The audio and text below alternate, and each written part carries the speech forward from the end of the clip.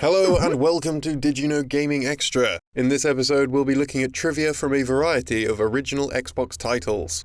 With the Xbox we saw Microsoft kicking down the doors to the console race and barging right in. The console released in 2001 and was the only console on offer from an American company since the failure of Atari's Jaguar. The console's online services were unrivaled at the time, beating the Dreamcast and PS2's offerings with features that would become staples today, such as friends lists and massively popular online games such as Halo 2. Halo 2 was actually the best-selling game on the console, with 8.5 million copies sold, 2 million more than its predecessor Halo Combat Evolved, which is also the second best-selling game on the console. While Halo 2 received a port to Windows PC, it wouldn't come for a few years after the original release. The port was delayed due to a hidden image within the game's data. Originally expected on May 8, 2007, the game was pushed back to May 31st after the discovery of partial nudity within the game's map editor.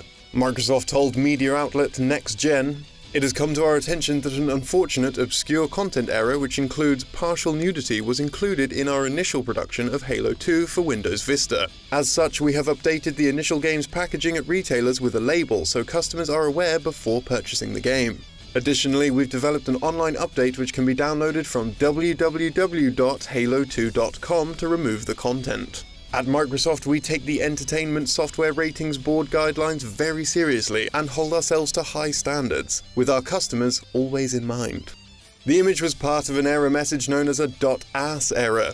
When triggered, an image of a man mooning would be displayed, a big problem for the company as this wasn't taken into account with the game's content descriptors. As such, Microsoft added a sticker to the initial shipments of the game to include a partial nudity warning on the top of their already M-rated game's descriptors for blood, language, and violence. After several years, Polygon would unravel how this came to be. During the development of Halo 2, Master Chief Executive of Microsoft, Steve Ballmer, had shown up to visit the studio. The staff were all somewhat scared of Ballmer, though one of the studio's lead engineers, Charlie Goff, waited for the perfect moment to secretly moon Ballmer and have somebody capture the moment on camera. Goff was quick in his actions, and thus Ballmer had no idea the event even happened. This picture was sent around Bungie Studios, with prints even showing up around Microsoft's Millennium campus, with only Bungie staff being aware of its origins. One of the developer's proprietary file formats for 3D asset files was a .ass file. When these files caused issues in the game's engine, a .ass error message would crop up. This image was added at some point as a light gag around the office, but it ended up being buried into Halo 2's PC release. The odds of it being found were slim, but it had been discovered around the same time as the GTA hot coffee scandal coming to light, causing major concern. While nobody at Bungie lost their job over the ordeal, it's believed that some staff at Microsoft itself did. And while there's no certainty on how much this butt cost the company, rumors say that it was upwards of $500,000, though this figure has never been confirmed. Bungie would split from Microsoft later that same year, though being kept on to create Halo 3 ODST and Reach. Another game which was actually intended to have more mature content was Conker Live Reloaded. The game ultimately ended up having less mature content than its original version for the Nintendo 64, Conker's Bad Fur Day. The game suffered from heavy censorship, removing even the most minor of obscenities from the original release. This even caused the team to rename the game to Live and Reloaded, as opposed to its original name, Live and Uncut. For this remake, Rare wanted to replace the character of Bert the Metal Crate. Bert guards a pen of cheese wedges from Marvin the Mouse. They wanted to replace him with a personified gate named Bill, who would complain about how all the windows in the barn were being broken and wouldn't work anymore, and how the barn would continuously crash. A clear joke at the expense of Bill Gates and Windows' notorious nature for being unreliable software. This was denied by Microsoft, and nobody was surprised. A direct sequel to Live and Reloaded was planned for the Xbox, known as Conker Getting Medieval, but this was ultimately cancelled. The title would have followed the character of Death and been set in medieval times, with Conker being involved as more of a guest role. It was intended to have a focus on multiplayer and make use of the Xbox Live service with online play. While Halo 2 was briefly delayed and it was decided for Conker to have offending content stripped, one game for the system was pulled entirely. Kakuto Chojin Back Alley Brutal. A notorious sample had been used in the game's soundtrack, which first appeared in Cruisin' World and even The Legend of Zelda Ocarina of Time. The sample was of an Islamic chant, used in the track Love-Hate Chant, the theme for the character Assad.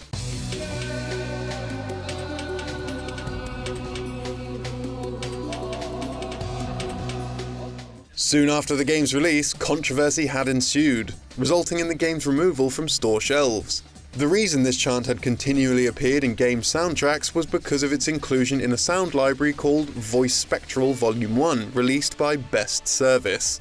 ToeJam and Earl III Mission to Earth also had some changes made before the game's release. For a start, the game was originally intended to be called ToeJam and Earl All Funked Up, though this was changed because of concerns that it was inappropriate. That said, the game does still contain this original name in its ending, where posters in the background still have this title.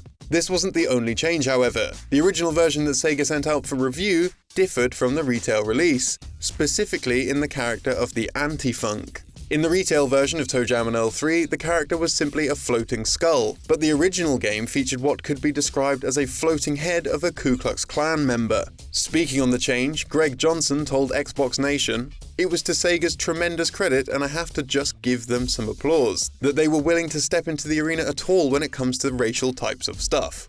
We created a game that was very heartfelt for me, being half black and half white. And one of my missions is to bring cultural diversity to our industry, to young people, through games. ToeJam and Earl and Letitia, there's no question that they're black. Urban black, yo, what's up? That's what they're all about, and Sega was willing to go for it, and they said, okay, we get that, it's a good message, we know it's risky, but we're going to stand behind it. So I love that. But that one, the Anti-Funk, sort of went just a little too far over the line for them. When I was doing it, it was actually an accident. We had done a bunch of designs for the Anti-Funk, and the artist had done this unintentionally. I looked at it and said, wow, that's funny, that looks like a Ku Klux Klan hat. And then I thought about it for a second, and I said, well hey, what's a better villain for these black characters who are spreading the funk and the love and this kind of oblique reference? Because it wasn't obvious, it was open to interpretation. In the game's final release, Letitia is voiced by Sherry Jackson, though another voice was originally considered. The team came close to signing singer Lisa Lopez, aka Left Eye, one of the 3 members of the girl group TLC.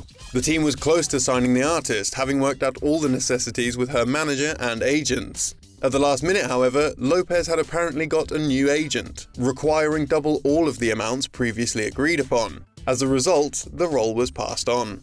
Another interesting voice role came from Zack in Dead or Alive. Originally created for the first entry in the series, Zack is an eccentric Muay Thai boxer, fighting only for money and fame. This design was based on that of professional basketball player Dennis Rodman, or more specifically, his appearance in the 1996 film Double Team. With the release of Xbox exclusive Dead or Alive Extreme Beach Volleyball, the character was given an even more prominent role within the series, with the game's events all taking place on Zack Island. It would be at this point that Dennis Rodman would not just be the basis for the character, but also the voice in the title's English release. Later, baby. I'm out of here, honey.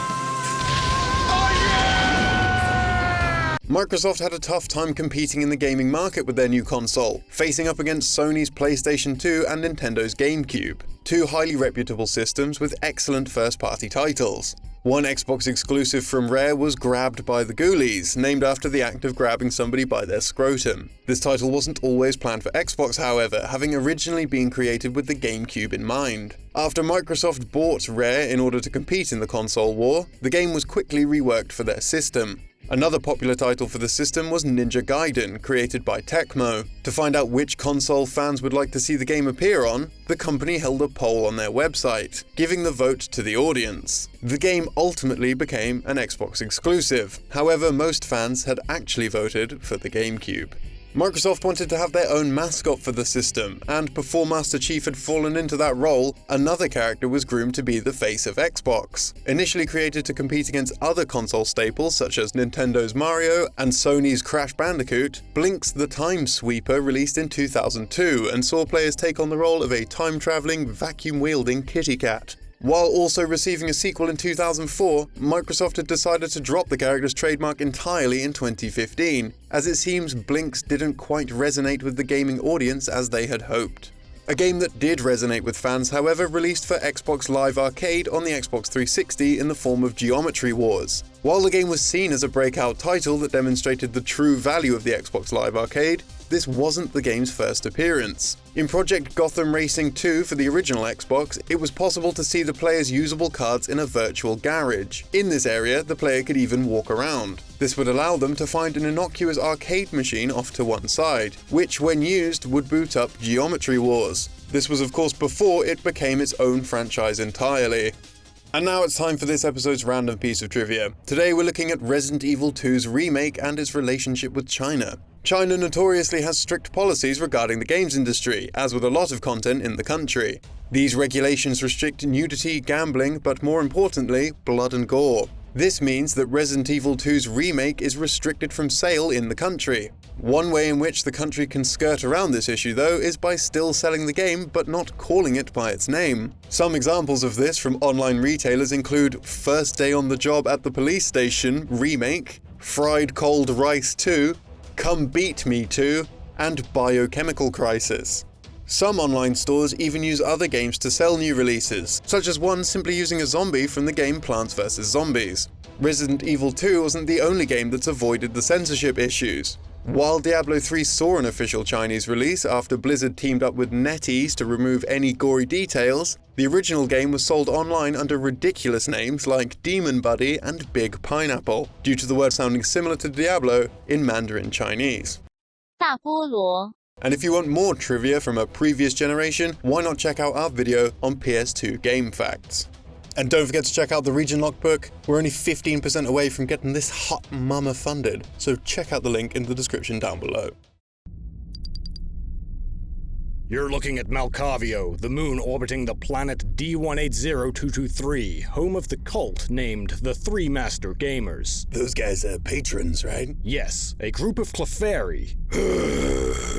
Your boy Beowulf. The patrons themselves are peaceful members of the Confederation. However, Robert Cox and Jetostotle 7 have abandoned them and started a dangerous cult led by a patron named Chad Barnin. Vitus Vanus has betrayed his pack. He shall suffer. Okay. The artifact you found on 322-322-32 is traced back to Hector I. Murillo, and as a result, we infiltrated that cult with Corey Nelson. The spy failed to rendezvous with Niz for his extraction. Our only conclusion is that he's been identified and detained. Your mission is to get him out, if he's still alive. Jackie H. We'll get him out. It's a stealth operation. You'll be met by the newest member of your team, Petite Mew. Specialty infiltration. She's Trevor Wooten's top scout. Well, I'll expect the best. I'm sure she's aware of that. Find that spy, come back alive. Yes, sir. Thank you for watching, thanks to the patrons, and thanks for being you. Last week when I recorded this episode, I was coming down with tonsillitis and I didn't realize, so maybe it's not the best, but I hope you enjoyed it anyway. Have a wonderful week.